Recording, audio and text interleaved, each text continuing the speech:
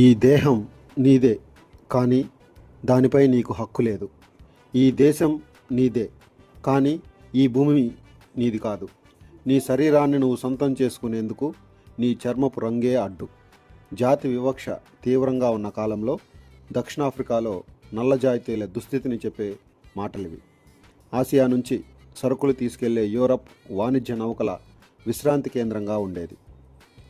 ఒకప్పటి దక్షిణాఫ్రికా బంగారం గండ్లు బయటపడ్డాక డచ్, బ్రిటిష్ వలసలు పెరిగాయి.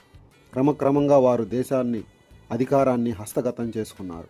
1948లో అక్కడి శ్వేతజాతి ప్రభుత్వం వర్ణ వివక్షను అధికారికంగా అమలు చేసింది. స్థానికులను ద్వితీయ శ్రేణి పౌరులుగా మార్చింది. బయట తిరగాలన్నా గుర్తింపు పత్రాలు వెంట ఉండాలని చట్టం చేసింది. ప్రపంచంలో ఎక్కడా లేని విధంగా అక్కడి ప్రజలు సొంత దేశంలోనే బానిసలుగా బతికారు. అలాంటి చోట లా విద్యార్థిగా వివక్షను ఎదుర్కొన్న మండేలా క్రమంగా ఉద్యమాల వైపు మొగ్గారు. నల్ల జాతీయుల హక్కుల ఉద్యమంలో చురుగ్గా పాల్గొన్నారు.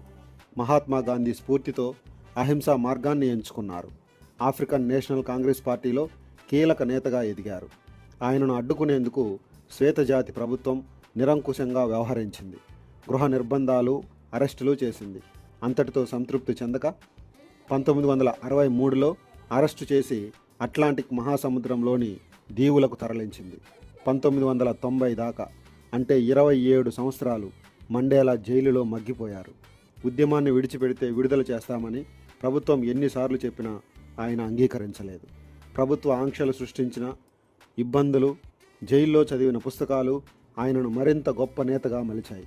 ప్రపంచవ్యాప్తంగా ఆయన పోరాటానికి మద్దతు పెరిగిందే తప్ప తగ్గలేదు. దేశవ్యాప్తంగా ఉద్యమాలు ఉధృతమయ్యాయి. తప్పనిసరి పరిస్థితుల్లో నాటి ప్రభుత్వాధినేత ఎఫ్డబ్ల్యూటి క్లార్క్ మండేలాను జైలు నుంచి విడుదల చేశారు.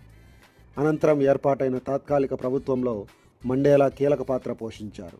అందరికీ ఓటు హక్కు, రాజ్యాంగ రూపకల్పన వంటి నిర్ణయాల్లో దేశంలోని అన్ని రాజకీయ పార్టీలను భాగస్వాములను చేశారు. వర్ణ వివక్షకు చర్మగీతం పాడారు.